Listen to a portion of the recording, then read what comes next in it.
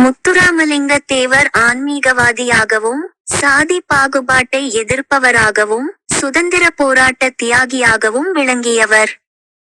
நேதாஜி சுபாஷ் சந்திர போஸ் தலைமையில் பிரித்தானிய அரசை எதிர்த்த இந்திய தேசிய இராணுவத்திற்கு தமிழகத்திலிருந்து பெரும் படையை திரட்டி அனுப்பிய பெருமை இவரைச் சாரும்.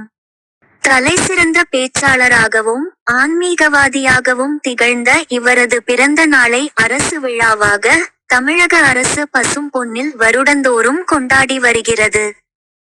பசும்பொன்னில் 3 நாட்கள் கோலாகலமாக நடக்கும் தேவர் குருபூஜை விழாவில் தமிழகத்தின் பல்வேறு பகுதிகளிலிருந்தும் லட்சக்கணக்கான மக்கள் கலந்து கொண்டு பால்குடம் எடுத்தல், அலகு குத்துதல், முளைப்பாரி செலுத்துதல், முடி காணிக்கை செலுத்துதல், பொங்கல் வைத்தல், தீச்சட்டி செலுத்துதல், அபிஷேகம் செய்தல் ஆகிய செயல்களின் மூலம் இவரை வணங்குகின்றனர்.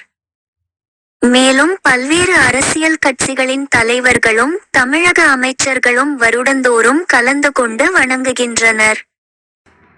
பசும்பொன் முத்துராமலிங்க தேவர் அகில இந்திய பார்வார்ட் பிளா கட்சியின் தமிழக தலைவராகவும் தேசிய துணைத் தலைவராகவும் இருந்தார்.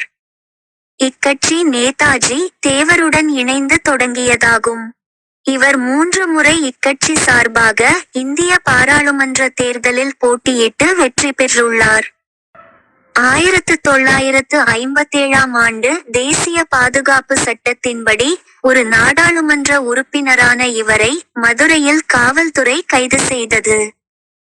2 வாரங்களுக்கு பிறகு கொலை வழக்கில் முதல் குற்றவாளியாக இவர் சேர்க்கப்பட்டு பின்னர் இந்த கொலைக்கும் இவருக்கும் தொடர்பு இருக்குமா என்று சந்தேகிக்க கூட முடியாது என்று கூறி நீதிமன்றத்தால் விடுதலை செய்யப்பட்டார்.